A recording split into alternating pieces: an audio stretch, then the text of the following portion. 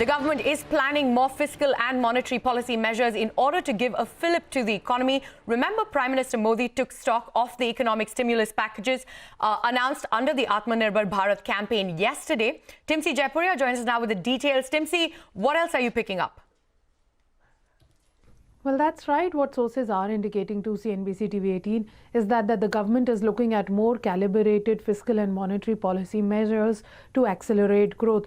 Given that growth is the current challenge that the government is looking to address, government is looking at a possible impact of currency interventions if at all government looks into those areas to address how best trade can grow. Also, government is looking to focus on promoting manufacturing of goods and generating those services which are imported the most by the country right now. Remember, this entire drive is being looked at with the lens of promoting Atmanirbhar Bharat Abhiyan, which Prime Minister Narendra Modi has been talking about. Also, Finance Ministry and various quarters of the government are working towards that, is what we are given to understand.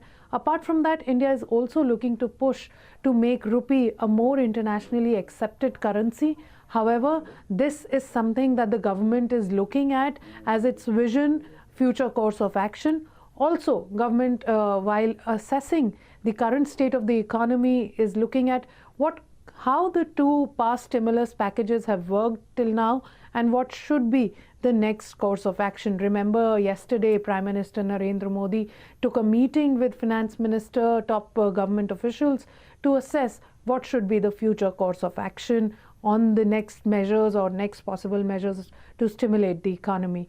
Apart from that, what sources are also indicating is that the government is considering more incentives for Make in India, more benefits or sectors to be made open for promoting manufacturing under the PLI measures. Let's see how soon they come to fore. Back to you. Right, Timsi. Thank you so much for those details. Now, moving on to all the market action of the day. The Lal Street tumbles on the back of weak global cues, erasing yesterday's gains. The Nifty and the Sensex fall over 1%, with financials being the worst hit.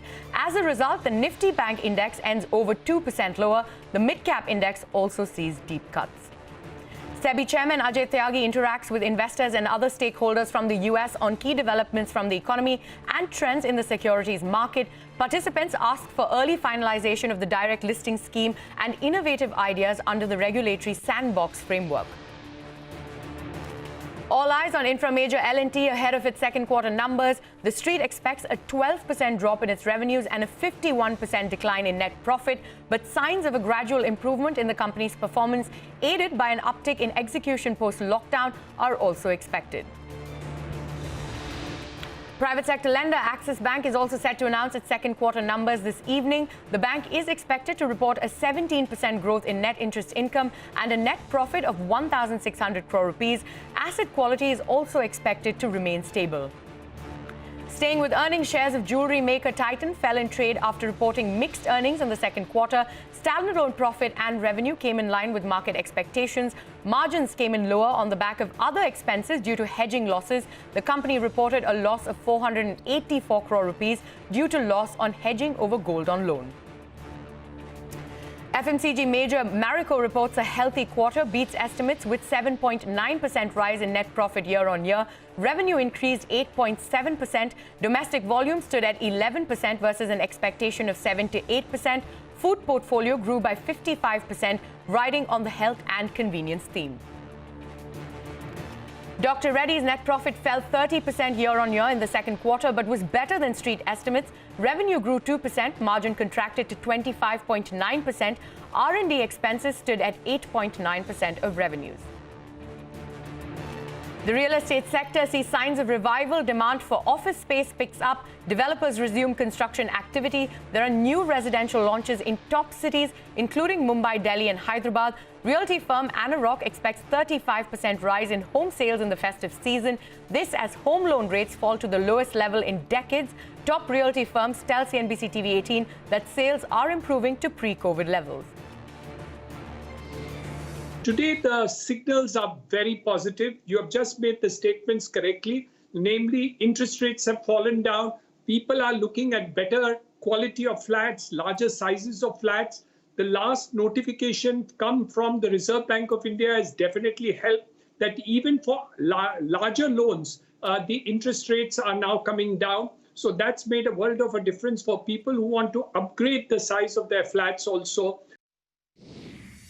We've had a very good Q2. In fact, month on month since April even, our residential business has just been increasing month on month. And as a result, our Q2 numbers actually at pre-COVID levels.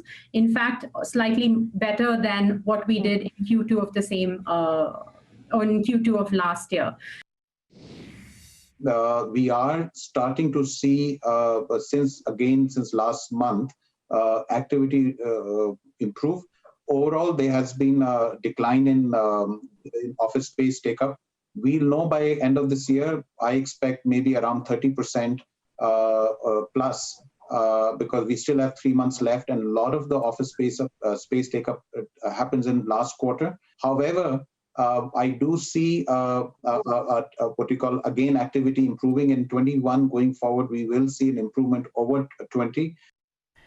The residential real estate sector is expecting the festive season to bring it some much-needed cheer this year, and that's because the sector is already seeing some revival in demand, which is expected to continue to strengthen. CNBC TV18's Mugdha Warrior reports from Bengaluru, where sales have already reached nearly 70% of pre-COVID levels.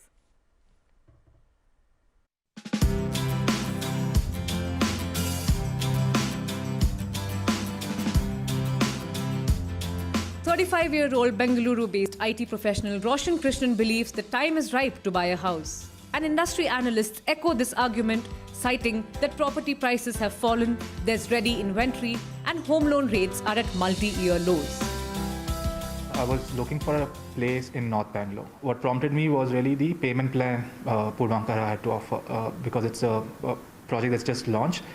There are a lot of flexibility in the payment that I could make. The other thing I looked at is the home loan rates at the moment. The current rates are quite attractive, and if this would be the right time, I think, for anybody to invest if you're planning a home loan. I was honestly pleasantly surprised once I heard what the rate was. Yeah, it was 6.9, 7 something. First time I purchased a house, the loan rate interest was 17%. Wow. It was in 97, that's my first house.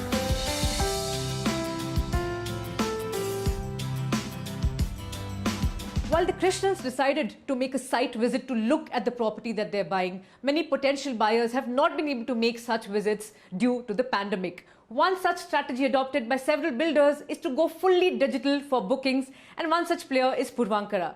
In fact, this festive season, Puravankara is launching a virtual home expo where customers can have the entire end-to-end process of looking for properties and making the purchase completely online. You used to go grocery shopping. Now you just pick up your app, you look at, your big basket, or you pick up, Amazon, and you just shop online. It's becoming as convenient as that. We've never imagined this shift. We did 3 launches. We launched our online booking platform, and all our launches saw significant traction, and 70% of our bookings in that quarter happened online without customer ever visiting the site. We have dropped our marketing cost because originally we were looking at far higher marketing cost compared to what we are doing now, because all the investment is on digital, and physical meetings and physical presentations and events has come down significantly. Demand has been gradually picking up in the last couple of months. The July to September quarter has seen housing sales hit 65% of pre-COVID levels. But this year, as the festive season sets in, property consultancy firm Anarock says it expects sales in the top 7 cities to cumulatively jump 35% over the September quarter. That's in contrast to the usual 5 to 10% jump quarter-on-quarter seen in previous years. Bengaluru and the Mumbai metropolitan region are expected to lead the surge in sales, with the National Capital Region, Pune, Chennai and Hyderabad expected to report sales spike of over 20% each.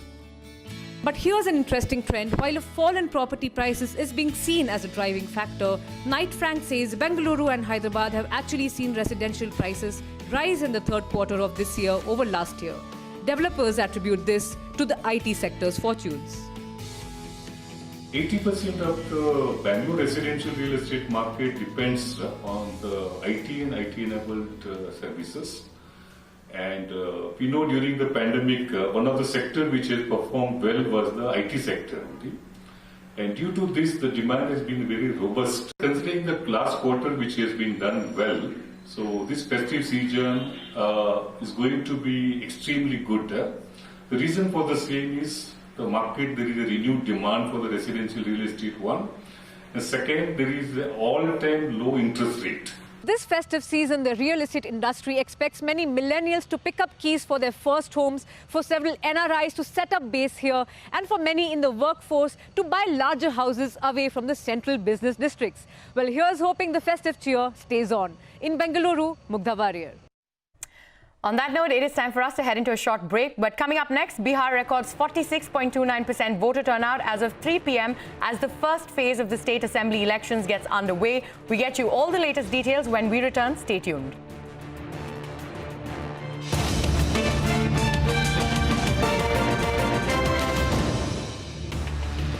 Welcome back. You're still with us on Reporter's Diary. The big national story of the day. Voting is underway in the first phase of the Bihar polls with 71 seats and just over 1,000 candidates in the fray. Voter turnout has been recorded at 46.29% as of 3 p.m.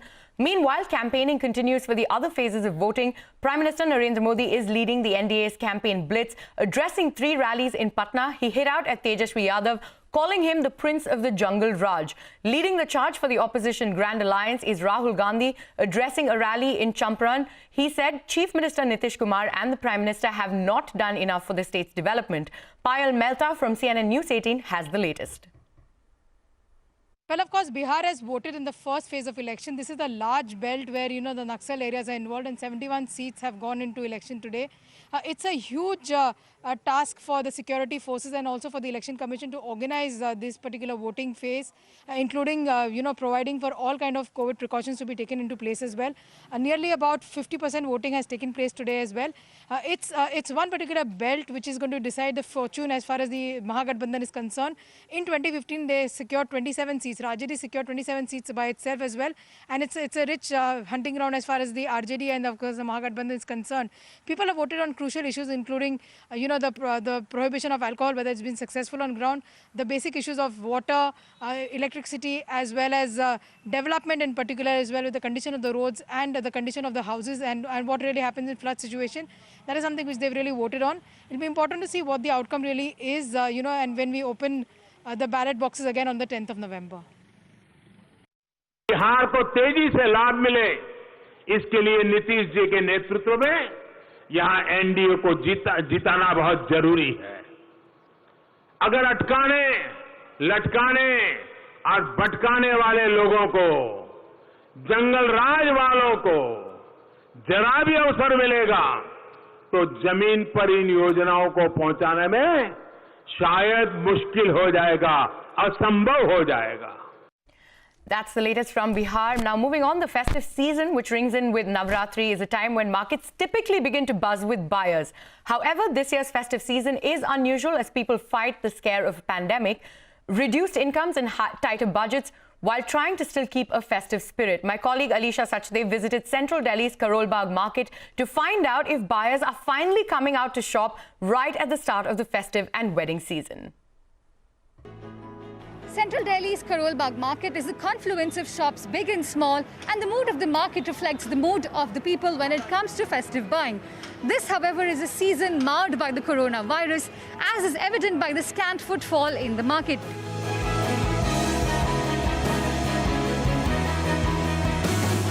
Customer तो नहीं है बाजार में, 1 से 2% ज़्यादा 5% customer की बढ़ोतरी हुई है। लोगों का बजट नहीं है बिल्कुल भी, क्या तो लेंगे, वो क्या खरीदेंगे, क्या खाएंगे, क्या करेंगे, कोई बजट नहीं है लोगों का। और मैक्सिमम 5% इजाफा हुआ है काम के अंदर। आप भी देख सकते हो मार्केट बिल्कुल खाली पड़ी है। नवरात्रों फेस्टिवल का भी कोई इसमें वो नहीं लग रहा। कुछ एक्सपेक्टेशन है इम्प्रूवमेंट का? थोड़ी बहुत तो एक्सपेक्टेशन देखो होती है, क्योंकि 3-4-5 महीने से जो भी है लोग घरों में बैठे हैं, घर से ही खाया है लोगों ने, तो अब कोशिश हमारी यही रहेगी कि हाँ भी किसी तरीके से आए। The last 6 months have instilled in the customers a fear of public transportation, a preference for online shopping, and the need to work with smaller budgets. I should say it's not like last year, but yes, still we are very much excited for the festivals coming up, and we are also coming to the market. So But you're not spending as much as you did earlier. yeah, definitely not. We are buying online too and coming here too. As we reside very nearly, so we chose to come here and buy. आगे जाके festivals भी आ रहे हैं. Considering all of that, आपकी shopping trips अब आप थोड़ा और प्लान करोगे, कम आओगे या कैसे प्लान करोगे? सेफ्टी की वजह से हम अब कम ही करेंगे. उधर सिस्टर की मैरिज थी इसलिए अभी हम आ रखे हैं, वरना अपनी पर्सनल सेफ्टी की वजह से अब कम करेंगे. As the wedding season also approaches, customers have started to trickle into popular showrooms in Karol Bagh, but the footfall is nowhere close to what you'd expect in a typical festive season. लोगों की guest list है उसके अंदर cut off हुआ है, तो उसका effect तो है बाकी शॉपिंग के ऊपर. जहाँ 1000 की गैदरिंग या 500 की गैदरिंग होती थी, वहाँ पे 100, 200, 300 की गैदरिंग रह गई है, तो उसके बाकी गेस्ट जो नहीं इनवाइट होंगे उनकी शॉपिंग का कोई पर्पस नहीं रहता. Nowadays the person they have marriage in the family, they only are buying the goods and jewelry for the family people. Festival season is approaching. The people are already started to purchase, and they have started to decide some jewelry they have kept with us. They will buy on Dhanteras, either on Diwali. Shopkeepers here are of the view that footfall will improve after Dussehra and closer to Diwali and all the festivals that precede it. That might finally bring some much needed cheer back to Karol Bagh. In New Delhi, Alisha Sachdev. And with that, it is a wrap on this edition of Reporter's Diary. Many thanks for watching, but stay tuned to CNBC TV 18. More news and updates continue on the other side.